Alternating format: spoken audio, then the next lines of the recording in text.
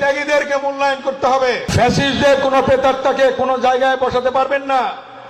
যারা ত্যাগী, যারা নির্যাতন ভোগ করেছে, যারা জেল খেটেছে, যারা মামলা খেয়েছে, ঘরে ঘুমাতে পারে নাই, যারা আহত হয়েছে, তাদেরকে জায়গা করে দেবেন।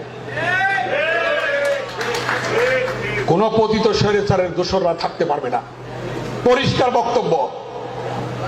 যদি ডকুমেন্ট সহ দেখাতে পারেন কেউ রাখছে, আমরা সাথে সাথে যে রাখবে তাকে সহ আমরা এই ব্যাপারে সিদ্ধান্ত গ্রহণ করব, এবং সিদ্ধান্ত গ্রহণ করে আমরা আমাদের ভারপ্রাপ্ত চেয়ারম্যানের কাছে পাঠাবো।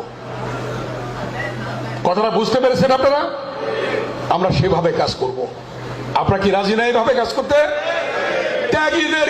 ত্যাগীদেরকে মূল্যায়ন করতে হবে, এবং যাদের পদ নাই, ছাত্রদল, যুবদল, স্বেচ্ছাসেবক দল থেকে আসছে, তাদেরকে পদ দিতে হবে, মূল্যায়ন করতে হবে।